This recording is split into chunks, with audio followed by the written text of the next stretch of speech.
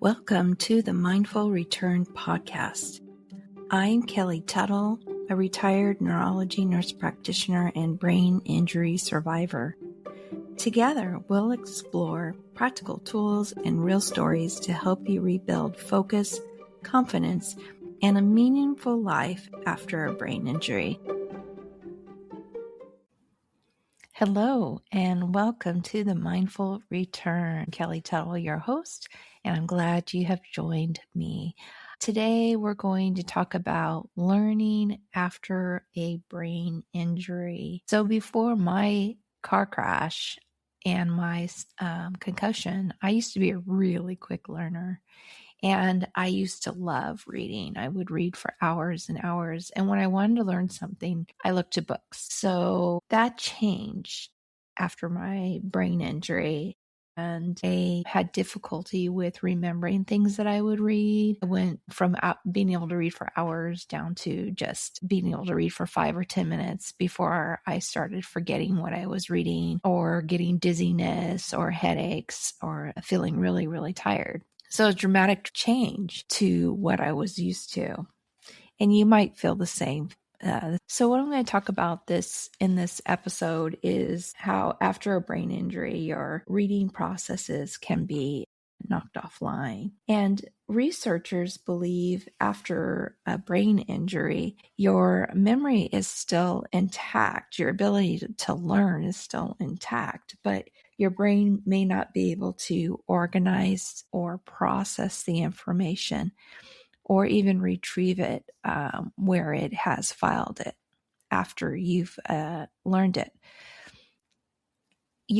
It's not that you may feel like you're stupid. It's not that you're stupid. It's just that the processes to learn and read and so forth have just been disrupted. So while you're healing, especially early in your recovery, you will need to slow down how you absorb the information. When my speech therapist was coaching me on learning how to read and remember the things that I read, working on my memory, she was instructing me to be more intentional while I was reading and trying to learn. So that meant that I had to really slow down how rapid I was attempting to take in the information, and then stopping and taking a moment and intentionally attaching the new information to previous information that I had so that I could recall it later. So if you're struggling with your learning, definitely tap into your speech therapist for help with it. So while your brain is healing, you'll need to slow down how you absorb the new information because your learning brain processes have been slowed down, and it can be also a little glitchy. Even a tiny delay in taking in, processing, and storing information can make thinking and learning much harder. These small delays can make you feel like your thoughts are moving slowly. And if you try to take in information faster than your brain is able to process it, it can even shut your brain down as it gets overwhelmed. So think of it this way. In your brain, there's a sloth. And as you're trying to take in the information, there is a sloth that is managing the conveyor belt where the information you're taking in is in boxes. And the sloth, working as a sloth, slowly goes through the box, picks a piece of information, and then slowly files it. But in the process, all the boxes are piling up. They're falling on the floor, papers are flying everywhere, and only one part of that information you've been taking in gets filed. And then there is another sloth, and it goes to the file cabinet and pulls out that new information. And that new information may be in the correct spot, or it may not be in the correct spot.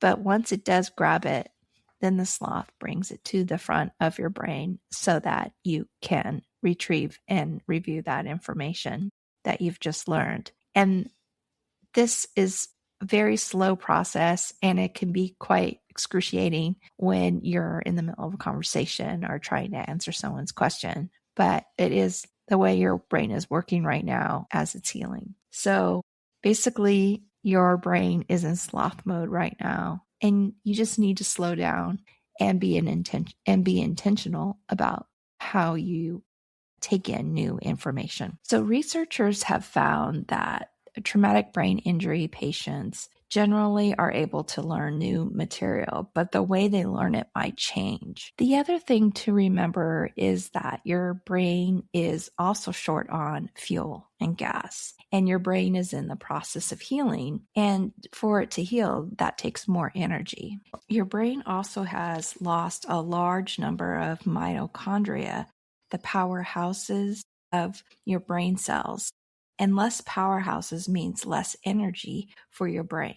And what this means is that your brain's learning and memory processes aren't functioning as well because they're not getting the energy that they need to power them. So to recap, the brain's a little bit glitchy, the processing's been slowed down, and the filing system is off. And you are also low on the energy it takes to process these brain cognitive functions. So what I'd like to do is share with you some of the strategies I used and have learned to help improve my learning processes as my brain was healing. The first thing you want to do, like I've said before, is slow the rate in which you are absorbing the new information. You want to slow your reading rate down, so how fast you read, and then try to read in short chunks. So maybe that might be just one sentence at a time or one paragraph at a time, then working your way up to one short chapter at a time. You'll want to take breaks to rest your brain and your eyes while you're learning. And so you may need to set alarms to remind you to take those breaks. And then while you're reading, it's really good, or trying to learn a new concept, it's really good to just stop and think about what you just read. This helps your brain process and store the new information. 2, you'll want to allow yourself more time to learn and give yourself a longer time frame to learn something new. So if you're working and having to complete training, requesting more time to complete the training is a reasonable disability accommodation that you can consider. And this is why I designed my online program, The Road to Recovery. With one purchase, you can have a lifetime access to the program, which allows you to learn from it at your own pace. My program is information that is in short video form with multiple free downloads, which you can keep to reference for a short review of what you've learned. You can find my online program on my website at kellytuttle.org. Strategy 3 is repetition. Repetition. Today I'm having a hard time with that word. Repetition is a helpful learning technique. So what does that look like? What's an example of repetition? And that would be repeating what you've read or listen to what you've read. And that could be either re-listening to it via video or an audiobook, or you reading it out loud to yourself. Strategy number 4. Write down what you are trying to learn. Writing by hand has shown to improve absorption, understanding, and remembering of new information. Writing notes also slows down the intake of new information so your healing brain can keep up. Then you will have notes or cards to review to help your brain absorb, process, and store the new information. So again, that's that repetition. You read it, you write it down, and then you review it later.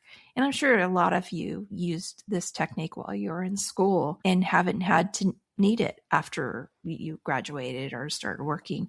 But now is the time, now that your brain is healing, to kind of go back onto those great supportive tools when it comes to learning. Strategy 5. So when you're trying to learn something new, limit distractions to support your focus and your concentration. And this means turning off music, podcasts, and the television when you're trying to learn something new or read. Turn off your phone and your computer notifications also, because they will break your focus. And then you'll be spending brain energy switching back and forth between notifications and then what you're trying to concentrate on. The other thing too is to try to work in a place where there's not a lot of traffic of people moving around. So if you're at work trying to do a training, it would be better to do it in a space where the foot traffic is the lowest and in a quiet space also. If you work in an open workspace, use noise canceling headphones to block background office distractions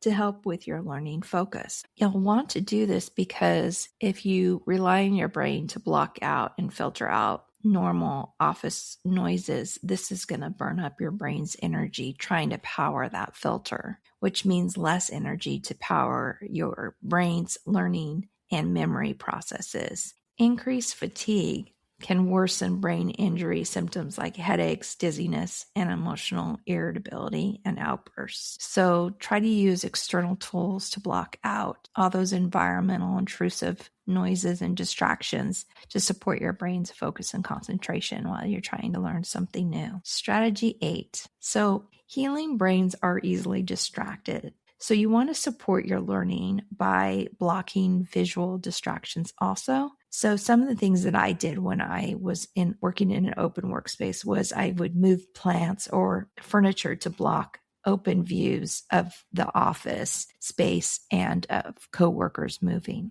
And if I could take my training I would move to a more quieter space with less people in it and darker. It was a darker space also because I was extremely light sensitive when I was trying to learn new things. And the other thing that I also felt helpful was, for instance, if I wanted to read a research article, I would not read it off my computer at work. I would print the article up and then take the article to a quiet, darker space and read it. Because for me, reading off the computer with the light was difficult and it would just drain my brain energy battery quickly. And reading off of paper and text, it was so much better. And I could read a lot longer and absorb the information more easily. So you might want to think about that too. Strategy number 9, don't multitask while you're trying to learn.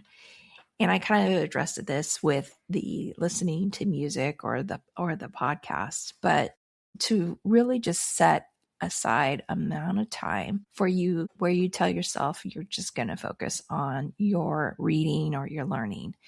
And when I was like writing my book, it was really hard to kind of build up my cognitive stamina to be able to sit and focus and write my book. And so what I would do is I would set my alarm clock, initially for like 10 minutes. And I would tell myself, okay, for these 10 minutes, I'm just going to write and focus on writing my book. And slowly over time, I increased that to 20 minutes and then 30 minutes. And that was a really good technique to just kind of help me focus and not multitask. So during the time frame, all I did was focus on the writing of my book, and I would not pick up my phone. I would not look at notifications, and I would stay in my seat and just for that time of frame. And I found that really helpful. And what I saw over time, I was able to sit longer and longer and longer and focus on getting my book written, which is great because it eventually helped me get my book written. So strategy number 10, set alarms. This will remind yourself to take breaks and have an alarm to remind you to get back to your learning also. And this will help you not get too distracted too long from your goals and the tasks that you wanted to accomplish when you sat down. So use alarms to remind you to take your breaks and to get back to work. Strategy number 11, print out important information. This way, when you print it out, it's easier to read, like I said before, but it's also a way of being able to use it as an external memory tool as your brain is healing so that you can reference it later when you need it. Strategy number 12, listen to the audio instead of reading. So after my brain injury, for some reason, it was harder to learn and read with my eyes than it was to listen. And that's really strange because what I understand is those are, when you listen to a book and when you read a book, they're kind of activating the same brain processes. So one's not more advantageous than the other. So it's not cheating when you're learning by an audiobook. It's the same thing as if you were reading it. And so if you're able to try and learn by listening, I can't explain why that was for me, but it was that I was able to learn more and absorb more information from audiobooks. And I was able to listen to audiobooks and learn for longer periods of time as opposed to reading. And then the other great thing too about audiobooks and YouTube videos is while you're trying to learn is you can hit pause to take your notes or to rewind and re-listen to the information. And again, that's that repetition that you can use as a strategy to help you with your learning. And I did find YouTube extremely helpful when I was recovering and wanting to learn more complex things that were applicable to my profession, because it was the visual, being able to visually see graphs. I would put the closed captions on, visually read along with the person who was giving the lecture, and the pictures. It just really helped me with my learning, and the ability to hit pause, to take notes, or to rewind if my brain started to wander was really great. So I am a big proponent of learning new things from YouTube videos also. Now, I did hear from other brain injury survivors that audiobooks didn't work for them. So if they don't work for you, then that's okay. Do what works best for you. I also talked to a stroke survivor, and it was really interesting that he shared with me that he was unable to read after his stroke. And what he found worked for him was listening to audiobooks while he held the book in his hands and followed the words. And so the audio and the visual reading along with the audio really worked for him. So maybe that might be something that works for you. And what I would also do is after listening to the audiobook, I would get the textbook I could reference and go back to the textbook when I wanted to look for something that I had learned. Everyone has their own best way to learn, but how you learn after a brain injury may change. If you're struggling to learn after your brain injury, let your doctors know and request a referral to speech therapy or occupational therapy. Speech therapy can help you with the cognitive functions that might be the issue with your learning. Another thing to consider if you're struggling with learning is to make sure that your hearing and your vision are working properly. So I would recommend, if you're having a hard time with reading and memory, maybe you're seeing words being skipped, or you're having difficulty staying on the same line, or losing your place on the page visually, you might benefit from a referral to a behavioral optometrist. I did have difficulty with reading, and I noticed that I was having difficulty following the lines and skipping words. And I later was diagnosed with binocular vision dysfunction by a behavioral optometrist. And when my vision was corrected, then my reading was able to accelerate after that. And it was really great because then I had less fatigue, less headaches, and irritability when I was trying to read. And then consider having your hearing also evaluated, because you can have your hearing processes knocked offline with a brain injury. When you do see an audiologist, make sure you ask that they